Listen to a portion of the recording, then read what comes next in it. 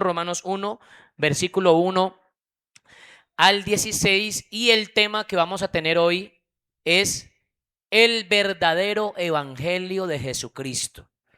Vamos a iniciar con este estudio. Quiero decirles que este estudio nos lo dieron a los pastores. Acá tengo la cartilla. Es un estudio que nos dieron que nos dan a los pastores en la SFON, Escuela de Formación Ministerial, que son 2 veces al año que vamos a estudiar a Medellín, los pastores de la zona, los pastores del distrito, y nos dieron esta cartilla, este estudio, y es maravilloso. Lo estoy estudiando, estoy sacando apuntes muy interesantes para que la iglesia aprenda a diferenciar lo que es el verdadero evangelio con otras noticias, con otras predicaciones. ¿Listo? Romanos capítulo 1, verso 1 al 16. Pablo, siervo de Jesucristo, llamado a ser apóstol, apartado para el evangelio. Para el evangelio.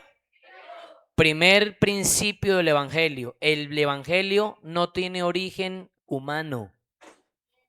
El verdadero evangelio tiene origen en Dios. El evangelio es divino. Y mire lo que va a seguir hablando del evangelio. Que él había prometido antes por sus profetas en las santas escrituras. Segundo punto, el evangelio es el cumplimiento de las profecías en las escrituras. O sea que el evangelio no es algo aquí, un dogma, no es algo nuevo, pensamiento filosófico de los hombres. El evangelio es de Dios y Dios lo prometió a través de los profetas en las... Ayúdeme, por favor, esté conectadito conmigo. Tercero, sigamos. Tercero, acerca de su Hijo, nuestro Señor Jesucristo, que era del linaje de David según la carne. Es decir, el evangelio no es solo un mensaje. Regréseme, por favor, hermano. Verso 3. El evangelio habla acerca de una persona. Es decir, el evangelio es una persona. Primero, el evangelio es de Dios. Segundo, el evangelio fue prometido. Tercero, el evangelio es Jesucristo. ¿Aló? El evangelio es Jesucristo. Acerca de su Hijo, nuestro Señor Jesucristo, que era del linaje de David según la carne. Esa palabrita según la carne nos está diciendo que humanamente Jesucristo es hombre. Pero según la carne también nos está diciendo que ese Cristo, según la carne, es Dios también. Porque según la carne vino Cristo, el cual es Dios sobre todas las cosas. Que fue declarado Hijo de Dios con poder, según el Espíritu de santidad, por la resurrección de entre los muertos. Es decir, el Evangelio nos comenta un hecho. El hecho que nos cuenta el Evangelio es por la resurrección de Jesucristo de entre los muertos. El evangelio es un acto, es un hecho de manifestación de Dios en carne, el desarrollo de su vida en la tierra, su muerte en el Calvario, su resurrección de entre los muertos y su ascensión al cielo, y que vuelve por segunda vez. Ese es el evangelio completo. Sigamos. Verso 5. Ese ya lo leí. Se fue el internet. Siga, hermana Jacqueline. Y por quien recibimos la gracia y el apostolado para la obediencia a la fe en todas las naciones por amor de su nombre. Aquí hay un punto muy interesante. El evangelio se obedece. ¿Aló? El evangelio se obedece. ¿Por quién? Recibimos la gracia y el apostolado para la obediencia a la fe. El evangelio se obedece. El evangelio no es solo teórico. El evangelio es práctico. Hay que llevarlo a la práctica. Hay que practicarlo. No es solamente saber. El verdadero evangelio es práctico. se obedece a la fe en todas las naciones por amor de su nombre. Sigamos. Entre las cuales también estáis vosotros llamados ¿a qué? Es decir, que por medio del evangelio Dios nos hace un llamado para que pertenezcamos a Él. Cuando usted oyó el evangelio y lo creyó y lo recibió y se bautizó en su nombre, de ahí en adelante usted le pertenece a Jesucristo. Sigamos. A todos los que estáis en Roma, amados de Dios, llamados a ser santos, gracia y paz a vosotros de Dios nuestro Padre y del Señor Jesucristo. Aquí Pablo comienza a dar su introducción. Primeramente doy gracias a mi Dios mediante Jesucristo con respecto a todos vosotros, de que vuestra fe se divulga por todo el mundo. Porque testigo me es Dios, a quien sirvo en mi espíritu en el evangelio de su Hijo, de que sin cesar hago mención de vosotros siempre en mis oraciones, rogando que sí, va a tocar agüita, amor, por favor. Rogando que de alguna manera tenga al fin por la voluntad de Dios un próspero viaje para ir a vosotros, porque deseo veros para comunicaros algún don espiritual a fin de que seáis confirmados. Esto es para ser mutuamente confortados por la fe que nos es común a vosotros y a mí. Pero no quiero, hermanos, que ignoréis que muchas veces me he propuesto ir a vosotros, pero hasta ahora he sido estorbado, para tener también entre vosotros algún fruto como entre los demás gentiles. A griegos y a no griegos, sabios y a no sabios, soy deudor, es decir, me debo a ellos. Así que en cuanto a mí, pronto estoy a anunciaros el evangelio también a vosotros que estáis en Roma. Aquí está el otro punto, déjeme ahí por favor. Aquí está el otro punto, el evangelio se anuncia. ¿El evangelio qué? El evangelio es una proclamación. El evangelio es una anunciación de aquellos que han experimentado el evangelio. Por eso, hermanos, si usted ha sido salvo por el evangelio, si usted ha conocido el evangelio, si usted ha experimentado y ha sido transformado por el evangelio, usted y yo tenemos un deber de anunciar el evangelio. Predíquelo con el testimonio. Predíquelo anunciándolo con su boca a alguien. Predíquelo orando. Predíquelo ofrendando. Pero predíquelo. Pero predíquelo. Hermano, y la predicación mejor del evangelio es el testimonio. Porque si usted es una persona que va a todo evangelismo y ora y se pela las rodillas orando, y esa es la persona que más aporta en la iglesia para las misiones, pero su testimonio es blandengue, usted no está haciendo nada. Usted está borrando con el codo lo que hace con la mano. Cuando a usted le dicen que usted borra con el codo lo que hace con la mano, ¿cómo está escribiendo? Está escribiendo al revés. Porque cuando uno escribe, va bajando el codo. Pero si usted borra con el codo lo que hace con la mano, está escribiendo al revés. Entonces hay gente que hace las cosas al revés con mal testimonio y borran la buena imagen del evangelio. Tengamos cuidado con eso. Entonces aquí este punto es, el evangelio se anuncia. Pablo dice, en cuanto a mí, pronto estoy a anunciarles el evangelio también a vosotros que estáis en Roma. Sigamos. Y el verso 16 dice, porque no me avergüenzo del evangelio. Pronto estoy a anunciarles el evangelio a ustedes que están en Roma, porque no me avergüenzo del evangelio. ¿Por qué Pablo no se avergüenza del evangelio? A ver, ¿dónde están los pentecostales?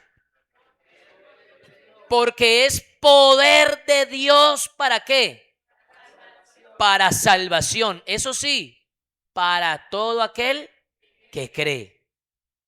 Así que el evangelio es poder de Dios para salvación, pero para todo aquel que cree. ¿Que cree qué? Al evangelio, estamos hablando del evangelio. El evangelio tiene el poder de transformar. El evangelio tiene el poder de salvar, de regenerar a una persona, pero cuando esa persona cree al evangelio, no solamente lo oye, sino que lo cree. Pero hay personas que solamente vienen y oyen y se acostumbran solo a oír el evangelio, pero no a obedecer al evangelio. Amigo que está aquí, el evangelio no solamente se oye, el evangelio no solamente se predica, el evangelio se debe obedecer. Me gusta ese amén. El evangelio se debe obedecer. Y el verso 17 dice: porque en el evangelio la justicia de Dios se revela por fe y para fe, como está escrito, mas el justo por la fe vivirá. Hasta ahí la lectura. Cuando la palabra del Señor dice que en el evangelio la justicia de Dios se revela por fe y para fe, está diciendo de que el evangelio es de principio a fin. Eso es por fe y para fe. Se recibe por fe y se vive por fe. Oiga esto, se recibe por fe y se vive por fe. Se persevera en el evangelio. En el evangelio se debe creer y en el evangelio se debe perseverar. Si usted inicia creyendo y recibiendo el evangelio, pero después lo bota, no le sirve de nada. Usted debe recibir el evangelio por fe y vivirlo por fe. Perseverar en el evangelio por la fe. Entonces aquí nos están diciendo, el apóstol Pablo nos está diciendo que el evangelio tiene un origen. El evangelio es de Dios. El evangelio tiene un origen divino. El evangelio no se produce en la tierra. Escucha, hermano. Todas las religiones del mundo, todas las religiones del mundo tienen origen en la tierra. Tienen origen en una persona en el mundo. Pero el evangelio no tiene origen en el mundo. El evangelio viene de Dios. Y escuche lo que dice la Biblia. No sé si lo puede poner, hermano, ahí. Creo que es Santiago, capítulo 1. Me lo puede buscar. Dice que toda dádiva y todo don perfecto. ¿Qué pasa? ¿No lo saben? Toda buena dádiva y todo don perfecto, ¿qué pasa? Desciende de lo alto, del Padre de las luces. Toda buena dádiva y todo don perfecto desciende de lo alto, del Padre de las luces. Así que, ¿el evangelio será bueno o no será bueno? Voy a volver a preguntar. ¿El evangelio será bueno o no será bueno? ¿Será perfecto o no será perfecto? ¿Será completo o no será completo? Claro que sí, porque viene de Dios. Y toda dádiva y todo don perfecto desciende de lo alto, del Padre de las luces. En el Dios en el que nosotros hemos creído, este verdadero evangelio no tiene tinieblas, no tiene oscuridad, no tiene nada privadito por allá en oculto. No, este evangelio es público y está en luz y es luz. Por eso nuestra vida en el evangelio debe ser pública. Yo les he dicho, hermanos, a partir de que nosotros creímos en Cristo, usted es una figura pública. Piénselo y verá. Usted no puede decir, hermano, a mí no solamente me importa lo que piense Dios. A mí no me importa lo que piensen los hermanos de la iglesia, de mí, lo que piense mi suegra, mi suegro, el pastor. A mí lo que me importa es que lo que piense Dios. Y eso no dice la Biblia. Bueno, habrá alguien que de pronto hable mal de uno. ¿Los hay o no? Tiene que ser que alguien habla mal de uno. Pero a usted sí le debe interesar qué piensa su familia de usted. ¿Qué piensan sus vecinos de usted? ¿Qué piensa, qué testimonio da el pastor de usted de su vida cristiana? Porque para yo ser pastor, dice la Biblia, que debe tener buen testimonio con los de afuera, para que el evangelio no sea vituperado. Porque si yo estoy aquí con mal testimonio, aquí la gente todo me viene bien encorbatadito, bien, todo bien elegante, bien chévere, predicando lo más de bonito, pero después en la calle me vienen en bermudas, con camisa sisa, y por allá en las esquinas hablando con gente que no debo hablar, diciendo vulgaridades, palabras descomedidas, ¿sí? Palabras que no se deben decir. Yo les animo, aquí los hermanos tienen como esa cultura, no sé, pero yo escucho que la mayoría de hermanos dicen jodido o joder, hermanos, deje esa palabra, no le queda bien a un cristiano.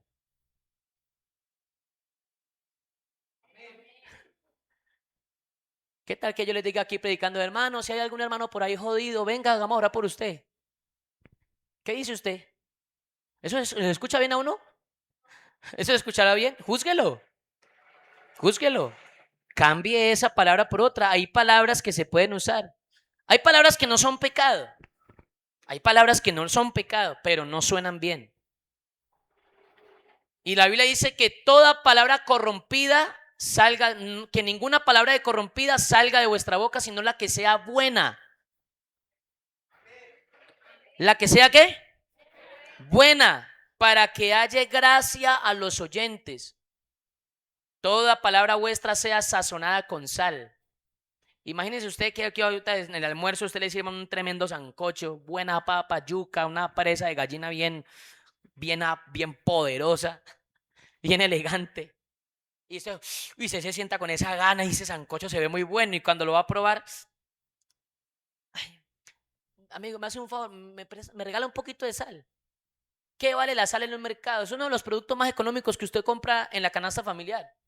Pero es tan importante, ¿o no? Eso es un producto muy económico, pero es muy importante. Puede ser que lo que le estoy diciendo a usted le pueda resbalar. Puede ser que para usted no tenga importancia. Así es la sal. De pronto puede ser un precio sin importancia.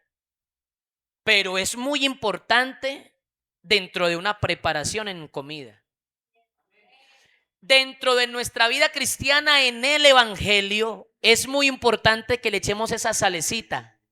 Y esa sal la da Jesucristo. Con la gracia que Él nos da para predicar el Evangelio. Entonces, la mejor predicación que uno puede dar es el testimonio. El testimonio nuestro muestra el verdadero Evangelio de Jesucristo. Marcos el capítulo 1, el versículo 1, por favor. San Marcos capítulo 1, el verso 1. Estamos hablando del origen del Evangelio.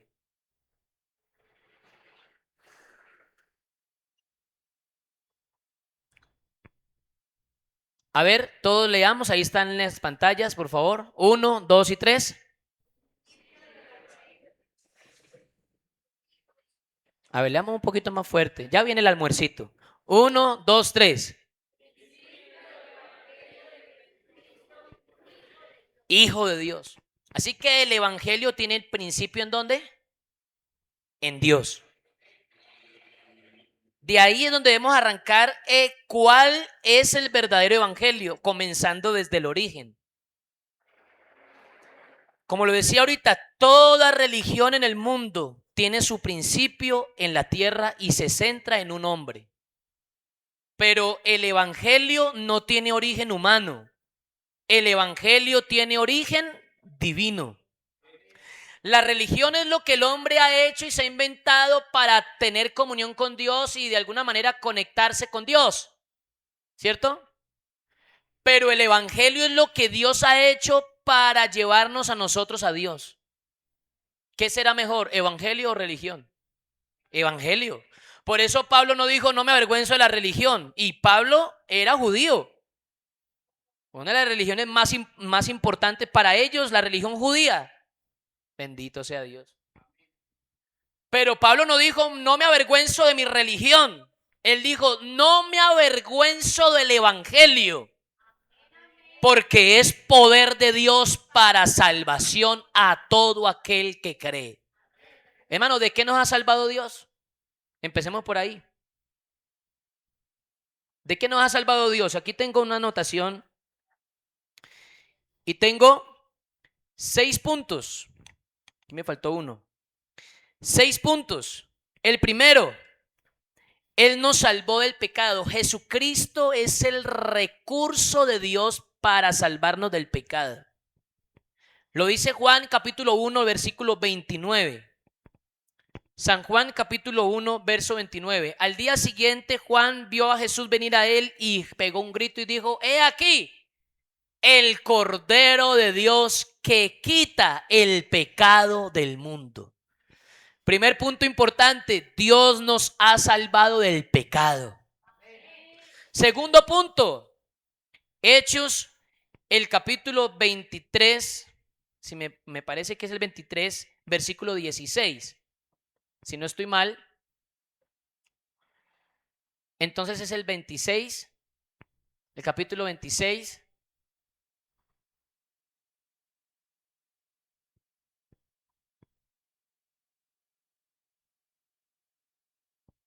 Regálame los versos anteriores, por favor. No, entonces es más adelante. Es más adelante. No lo puse aquí en el texto, sino que me vino a la mente aquí. ¿Sigue? Eso, ahí. Mire, eso se lo está diciendo Dios a Pablo cuando trató con él, con Saulo, para que abra sus ojos, para que se conviertan de las tinieblas a la luz. A ver, léalo fuerte lo que sigue. Y de la potestad de Satanás a Dios, para que reciban por la fe que es en mí perdón de pecados y herencia entre los santificados. Entonces, nos salvó del pecado, nos salvó de la potestad de Satanás, nos sacó de las tinieblas y nos llevó a la luz. Hermano, ¿a usted le gustan las tinieblas o la luz? Acá hasta la pregunta sobra. Uno cuando está en tinieblas se va a la luz y uno busca la linterna, la vela o algo, ¿cierto? Algo hace para estar en luz. Las tinieblas no son buenas. Las tinieblas dan temor, dan susto, dan miedo, dan inseguridad. Pero el Señor nos sacó del temor, de la inseguridad, nos sacó allá de los temores del mundo, del pecado, y nos hizo un traslado a la luz. Ahora estamos en luz. Y además de eso nos sacó de la potestad de Satanás. Le pertenecíamos a él. Él hacía con nosotros lo que quería, pero nos salvó de la potestad de Satanás y nos llevó a Dios. Buena, lo completó. Entonces ya no estamos en tiniebla, estamos en luz. Ya no estamos en la potestad de Satanás, estamos en Dios. Y eso es posible a través de la predicación del verdadero evangelio de Jesucristo. En lo que hace el verdadero evangelio de Jesucristo cuando alguien lo cree es salvarlo del pecado, salvarlo de la potestad de Satanás a Dios. Mire lo que Dios ha hecho con nosotros a través del evangelio. Claro, como antes le pertenecíamos al diablo, pues él nos hacía con nosotros lo que quería y nosotros lo obedecíamos porque éramos esclavos de él.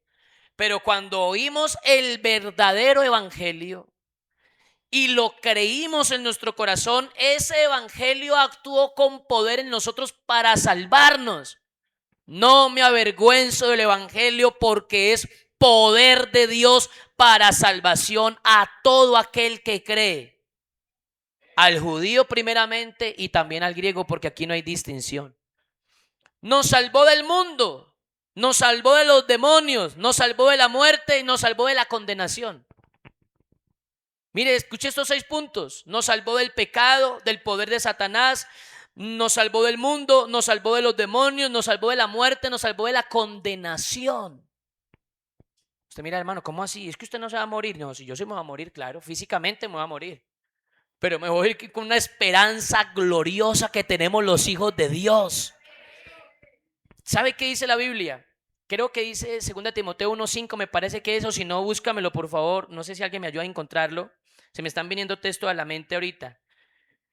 Pablo dice que que Dios sacó a la luz la vida y la inmortalidad por el evangelio. ¿Sí me está escuchando? Sacó a la luz. Es decir, que eso estaba en tinieblas. ¿Cuándo quedó en tinieblas? Cuando el hombre pecó contra Dios. ¿Sabía usted que el hombre no fue creado para morir? La muerte vino como consecuencia del pecado, dice Romanos capítulo 5, el verso 12. Por tanto, como el pecado entró en el mundo por un hombre y por el pecado la muerte, así la muerte pasó a todos los hombres por cuanto todos pecaron. Así que la muerte es una consecuencia de ser pecador. La muerte vino como consecuencia del pecado. Y desde ese momento la inmortalidad se embolató y quedó en tinieblas, quedó como oculta, quedó como un misterio que nadie supo dónde le quedó la inmortalidad, y ahí pasó a la muerte a todos los hombres. Pero a través de Jesucristo, del verdadero evangelio, dice la Biblia que Dios ha sacado a la luz la vida y la inmortalidad por el evangelio. ¿Ya lo tienes? Regálamelo para que ellos crean, porque yo me lo sé, pero el texto no sé por qué se me olvidó ahorita. 1:10, vea, no estaba muy lejos. A ver, leámoslo todos. 1, 2, 3. No, otra vez. Qué pena con el amigo aquí que nos vea leyendo tan feito. 1, 2, 3. Pero que ahora ha sido manifestada por la aparición de nuestro Salvador Jesucristo, el cual quitó la muerte y sacó a la luz la vida y la inmortalidad por el evangelio. Mire lo poderoso que es el evangelio.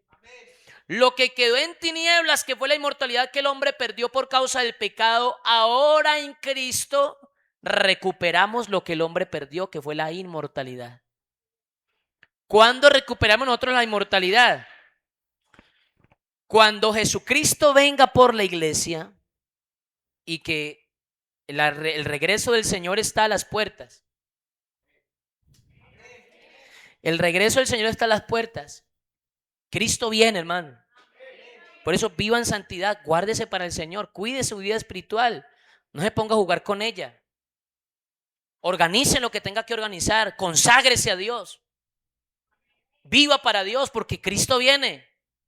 El día que Cristo venga por la iglesia, si mi esposa está viva y yo estoy en la tumba, ella será transformada y yo seré resucitado en un cuerpo inmortal. Así lo enseña la palabra del Señor. Usted lo quiere estudiar bien, está en 1 Corintios capítulo 15, léalo en su casa, todo el capítulo 15 habla de eso. Todo el capítulo 15 de primer libro de primera carta de Corintios y también primera de Tesalonicenses capítulo 4 verso 13 al 18. Ahí está todo de lo que le estoy diciendo, aquí está resumidito. Pero usted léalo en su casa, estúdielo, para que se dé cuenta la esperanza que tiene por el evangelio, hermano. Usted se afana que por su pata de gallinita, que por la arruguita que le está saliendo. Ay, yo ya no era lo mismo de antes, ya no puedo jugar fútbol como antes, ya no puedo correr igual como antes. Y no, yo quisiera volver, ay, qué bueno poder volver a ser joven. El hombre se ha obsesionado con la eterna juventud. Y toda esa mitología griega, babilónica, romana, egipcia, toda esa mitología griega habla de la inmortalidad del cuerpo. Porque el hombre se ha obsesionado por la inmortalidad. Pero son mitologías, son mentiras, son cuentos. La verdadera inmortalidad se encuentra en el evangelio.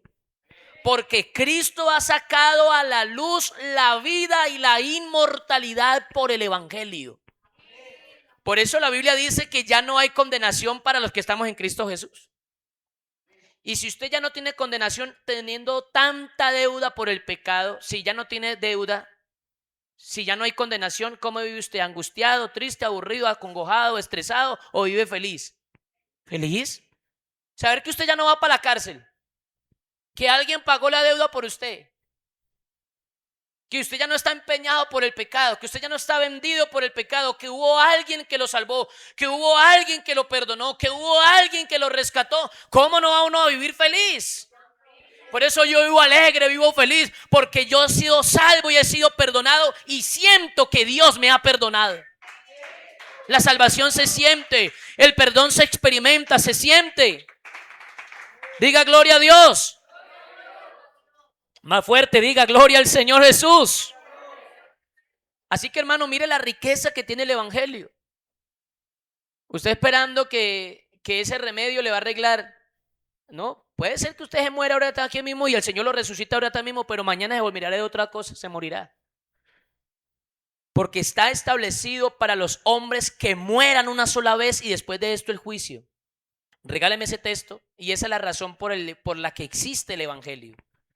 Hebreos capítulo 9, versículo 27. Hebreos capítulo 9, versículo 27. Y de la manera que está establecido para los hombres que mueran una sola vez y después de esto el juicio. Pero ojo con lo que le voy a explicar aquí, espero que le quede grabado. Aprenda. ¿Qué hay? ¿Qué signo de puntuación hay después de la palabra ves? Eso es una pausa. Se los he enseñado, ¿cierto?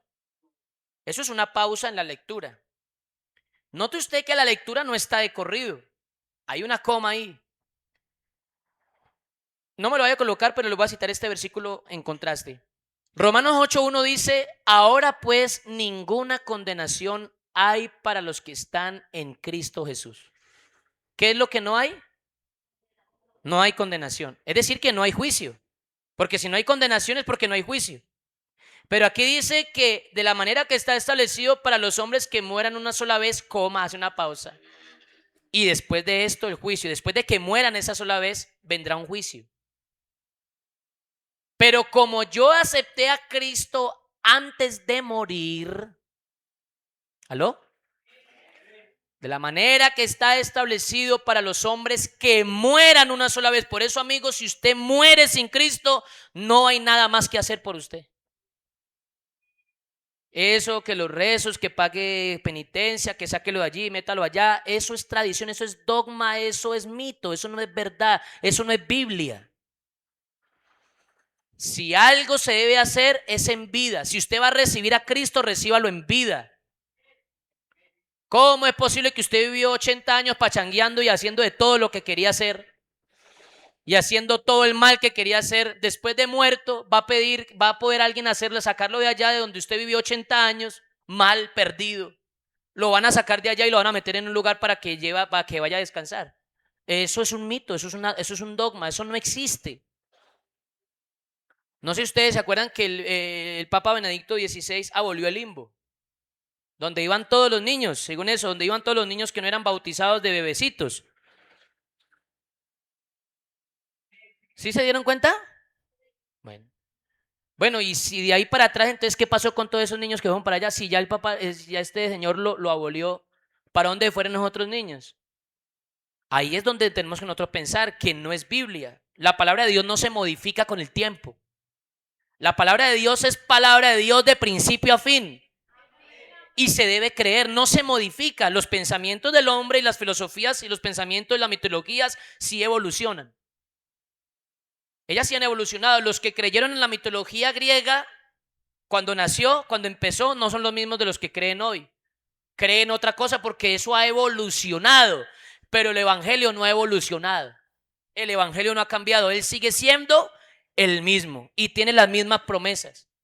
Por eso sabemos que estamos en el verdadero evangelio. Entonces, hermano, vea, ahí hay un juicio, pero para los que mueren sin Cristo. Está establecido para los hombres que mueran una sola vez y de ahí para allá, si no recibió a Cristo, hay un juicio que lo espera. Está hablando de los hombres naturales, los hombres que no han recibido a Cristo, que no han obedecido a la anunciación, a la predicación del evangelio. Por favor, hermano y amigo, quiero ser muy reiterativo con esto. Usted no se va a salvar porque esté viniendo a la iglesia, ni solamente porque sea bautizado. Usted debe perseverar en el Señor. Y todos los días que pasa usted no puede ser el mismo. El único que es el mismo es Dios. Pero nosotros debemos cambiar. Para bien o para mal debemos cambiar. Ya no hay más. Después de la muerte, después de que caiga usted, ya no hay nada más que hacer. Hasta ahí llegó. Si murió en Cristo, le espera la resurrección. Y ahí es donde viene la inmortalidad por el evangelio. porque su alma no va a morir. Su cuerpo tendrá que descender a la sepultura, pero este va a ser transformado. Lo dice la palabra del Señor. Por favor, lea en su casa la Biblia. Vea, ya le estoy dando textos para que leas, se dediquen a la lectura. Usted puede decir, pastor, es que no sé dónde leer. Yo abro la Biblia y no sé dónde leer. Pues escríbame un WhatsApp, dígame, pastor, aconséjeme un capítulo de la Biblia. Yo se lo aconsejo con mucho gusto, pero lea. Estudia la palabra de Dios. ¿Cómo así que usted es un cristiano y no lee la Biblia? ¿Cómo así que un cristiano y no le gusta venir al culto? ¿Cómo así que un cristiano no le gusta orar? Eso es muy raro. A nosotros nos gusta todo eso y no necesitamos que nadie nos obligue. Lo hacemos por naturaleza porque hemos nacido de nuevo. Somos criaturas nuevas en Dios. El creyente por naturaleza hace todo eso. No lo hace porque nadie lo empuja ni nada. Esto aquí es voluntario y con amor al Señor. Después de la muerte, después de que usted muera, hermano, no hay nada más que hacer. No hay nada más que hacer. Si murió en Cristo, resucitará para salvación. Y si murió sin Cristo, ahí está. Y después de esto, ¿qué viene? Pero ese juicio no es para los creyentes, porque para nosotros no habrá juicio, no habrá condenación. Eso sí, si estamos en Cristo. Aquí hay personas que nos pueden testificar de lo que eran, ¿cierto, Alejito? ¿Ah? Usted puede mirar sus fotos anteriores y mirar de ahora. Pero yo le digo, hermano, vea, ¿cómo es posible que un hermano que ha nacido de nuevo, que ha recibido el evangelio, y esto es más que todo con las damas, porque las damas tienen más tendencia a hacer esto? ¿Cómo es posible, hermano, que usted en el evangelio renovado, sacado de ese mundo de pecado, y sube fotos de perfil en sus estados, redes sociales de la vida antigua suya pasada? Eso me parece que no es correcto. Eso me parece que no es correcto. Tenga cuidado con lo que sube en las redes sociales. Que sea suyo o que sea de otra persona, mandando mensajes. Porque eso no habla bien del verdadero evangelio que usted ha recibido. Su mamá, su papá, sus amigos entran y miran su estado y bueno, ¿y esta es qué? Es lo mismo. Esta sigue siendo igual, como que esto como... Entonces la gente se confunde. Cuando ven que nuestro comportamiento es igual a los del mundo, el verdadero evangelio se opaca. El verdadero evangelio se confunde. Como dice la que se bautizó, se iba a bautizar y dobló todos sus pantalones, sus minifaldas, todo, guardó todo su maquillaje, sus cadenitas, todo por allá. Y lo metió en un baúlcito y lo metió abajo de la cama y dijo, por si algún día me aparto. Por si algún día me aparto. Dijo, no, si algún día me aparto me tocaría que ir a buscar ropa por allá, mejor la guardo. No necesita irse al mundo, ya está apartada. Ya está apartado. O sea, el evangelio verdadero se confunde cuando hay una persona que no testifica coherentemente con lo que ha recibido. Los animo para que testifiquémosle al mundo con nuestro testimonio en nuestras redes sociales, que estén atestados de textos de la palabra del Señor, que estén llenos de la nueva vida en Cristo, de lo que nosotros somos hoy. La vida pasada no me importa. La vida pasada no me interesa.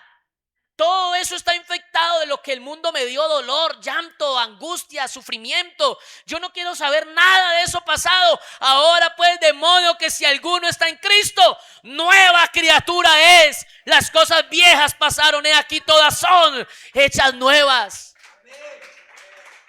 Todas son hechas nuevas. Su música, la música que escucha debe ser nueva. Sus acciones deben ser nuevas. Pero en respuesta de lo que yo soy, no de lo que yo hago.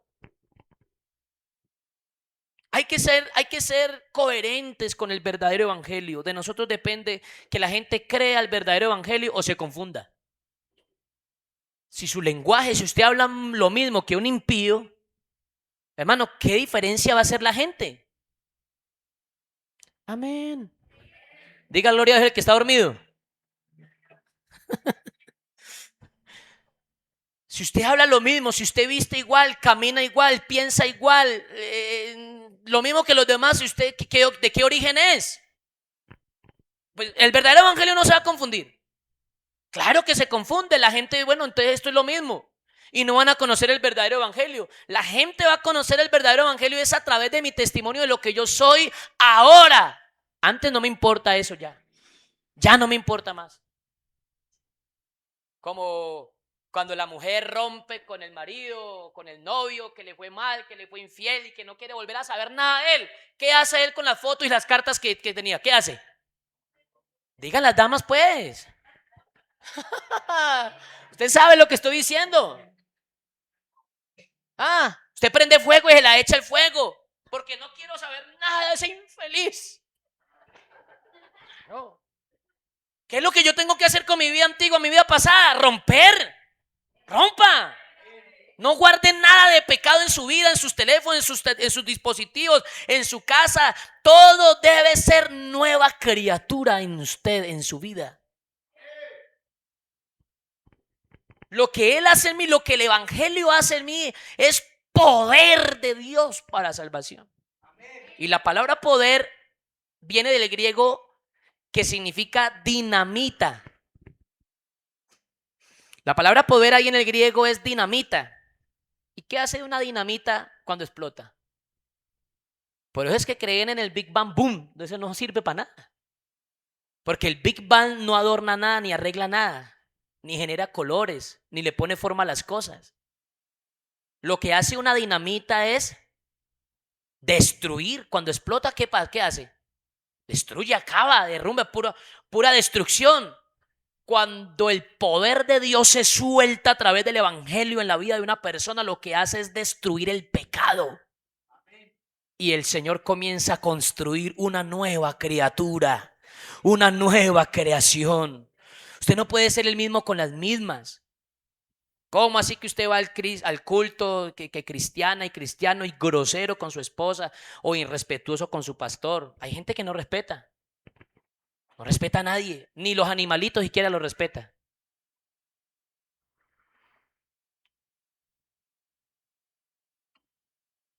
¿No ha visto cristianos dándole puntapié a los gaticos, a los perritos? Maltratando a los animales. Imprudentes, tiran basura en la calle. Eso no habla bien de un creyente, de un cristiano. Estos días que bajé a Medellín a dejar la familia de mi esposa que vino a visitarnos, habían unas botellas ahí en el piso y todo el mundo pasaba por los lados, todo el mundo tomaba fotos y todo eso, y yo mirando esa basura, yo me sentía incómodo.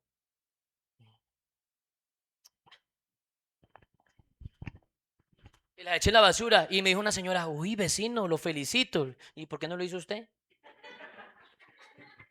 ¿Y por qué no lo hizo usted?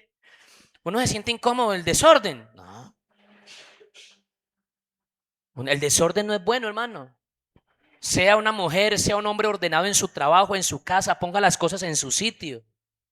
Sea una mujer ordenada, porque eso habla bien del verdadero evangelio. Cuando yo no vivo bien, confundo el evangelio. Cuando usted dice que viene a la iglesia, viene al culto y todo eso, pero maltrata a sus hijos, maltrata a su esposa, no es justo con su esposa, no es justo con su esposo, no es justo con sus hijos, trata mal, es irrespetuoso, es irresponsable y viene a la iglesia con la Biblia bajo el brazo, eso no confunde el evangelio. Eso va a confundir, por eso nosotros tenemos una gran responsabilidad. Les aseguro, hermano, les aseguro. Estoy seguro de lo que les voy a decir en esta mañana. Puede ser que aquí ninguno salgamos a evangelizar a la gente. Ninguno, que debemos hacerlo. Puede ser que ninguno vayamos a hablar de Cristo. Pero tengamos una vida correcta y oremos por los amigos y verá qué hace Dios. ¿Qué hace Dios? ¿Usted cree que Dios necesita que uno vaya allá a hablarle a la gente para que se convierta? No, Dios a través de nuestro testimonio, y la gente puede notar, pues, que la vida en el pecado es una destrucción total. Y al ver esta familia, cómo se comporta y nuestra vida en Cristo, ¿cómo no van a creer en Dios? Por eso la máxima responsabilidad que nosotros tenemos en la predicación del verdadero evangelio es cómo vivimos en Dios. Todo aquel que cree en el evangelio está creyendo en Jesucristo, porque Jesucristo es el evangelio. Además de eso, el evangelio dice: venid a mí todos los que estáis trabajados y cargados, y yo os haré descansar. Entonces, aquí uno nos lleva al evangelio. El verdadero evangelio, hermanos, el verdadero evangelio no se lleva. El verdadero evangelio se vive. Si usted lleva el evangelio, ¿usted cómo hace para llevar el evangelio? No, pues aquí, aguantándome. Claro, usted dura 11 meses aguantando y en diciembre se descarría. No vuelve. Señor, así es. Aunque usted diga que no. En diciembre porque los hay, de que los hay. Pero en el evangelio no se aguanta uno aquí, ay, como conteniéndose aquí de no ir a pecar. No. Yo antes sí vivía así. Pero ahora en Cristo no, ahora en Cristo soy nueva criatura. Él me cambió la naturaleza. Ya no soy del mundo, ahora le pertenezco a Jesucristo el Señor. Los que hemos creído y hemos recibido el evangelio le pertenecemos a Jesucristo. Le pertenecemos a Jesucristo. Así que, en razón de que estamos en un mundo religioso, el cual está confundido moral y espiritualmente, se hace necesario predicar el verdadero evangelio como la respuesta de Dios al problema del hombre. Porque el problema del hombre no es meramente social, ni político, ni económico, ni cultural. El verdadero problema del hombre es el pecado. Y el pecado es espiritual. Hay gente que cree que uno es pecador cuando uno peca. Y no. El pecador no es pecador cuando peca. Él peca porque es pecador. Esa es su naturaleza. Entonces ponen las personas que le dicen a uno: no, yo no soy, yo de qué me tengo que arrepentir si yo no hago nada malo. Él cree que es pecador cuando peca. Entonces, como él no hace nada malo, entonces él cree que el evangelio no es para él. Entonces lo manda a predicarle a uno a los indigentes, a los habitantes de calle, manda a predicarle a uno a los malos por allá, que no, él no es malo. Y el primer acto de pecador es no reconocer que se es pecador. No reconocer que es pecador. Ese es el primer pecado, no reconocerlo. ¿Qué hizo la primera pareja cuando pecaron? ¿Reconocieron que habían pecado o empezaron a echarle la culpa al otro? La primer indicio de que es pecador es no reconocer que es pecador. Ahí está. Adán, ¿qué es esto que has hecho? ¿Quién te enseñó que estabas desnudo? Señor, la mujer que tú me diste me dio a comer y yo comí. Entonces, claro, desde el primer momento en que el hombre le echó la culpa a Dios de la mujer que le dio, Dios soltó al hombre y le dijo: mijo, engañe usted solo. Por eso yo les he dicho a los hermanos que están por ahí de novios y que se quieren ennoviar y todo eso: mire bien con quién no va a decir, es que Señor, búsquela usted y mire usted y déjese dirigir por el Señor. Porque después usted no le va a decir a Dios: Señor, ese hombre que usted me dio es grave. Uy, Señor, esa mujer que usted me dio, uy, no, terrible, mal.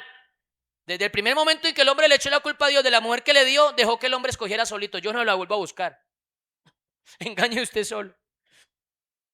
Así que déjese dirigir por el Señor para que escoja bien. Para que escoja bien. Y la mujer, cuando: mujer, ¿qué fue lo que hiciste? La serpiente me engañó. Y fue el Señor donde la serpiente: ¿qué hiciste? Y ella dijo: ya no encontró a nadie más que él. El pecado comienza cuando no se reconoce el pecado.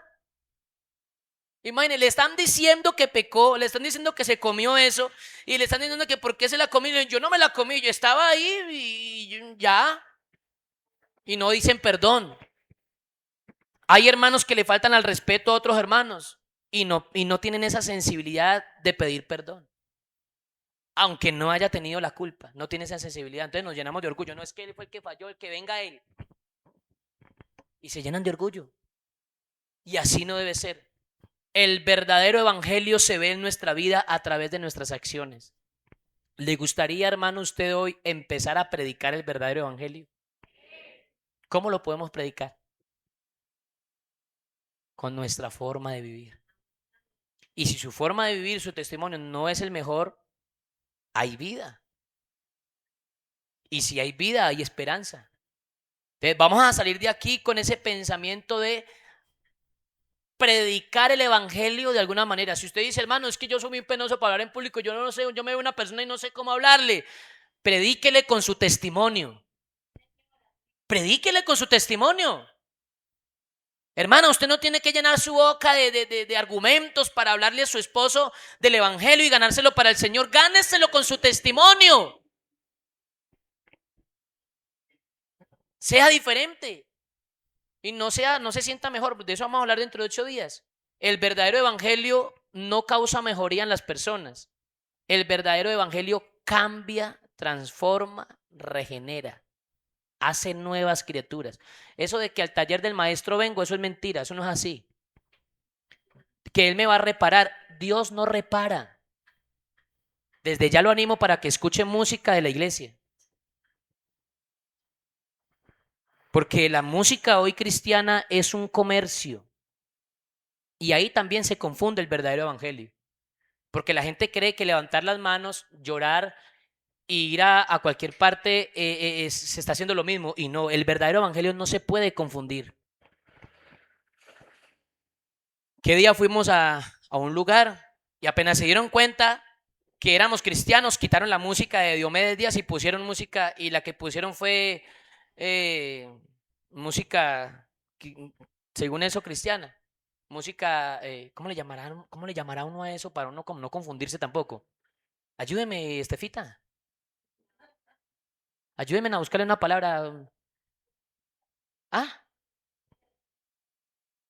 co-cristiana. Co-cristiana, no, co es igual. La palabra co es igual. Ah, ayúdenme. Música tibia. Está bueno, siga, siga. Porque, hermano, lo que tenemos hoy es un sincretismo.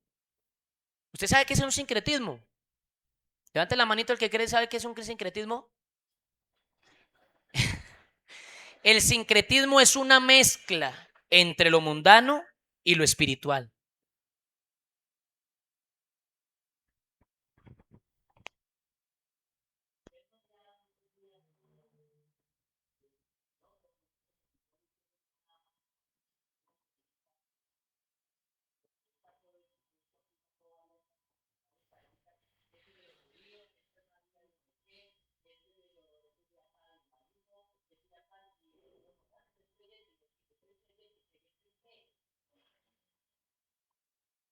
Eso se llama sincretismo.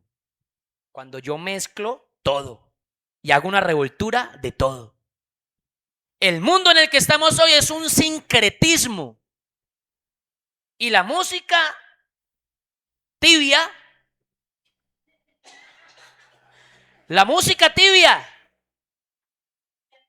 la música contemporánea, la música cristiana está mezclada de sincretismo.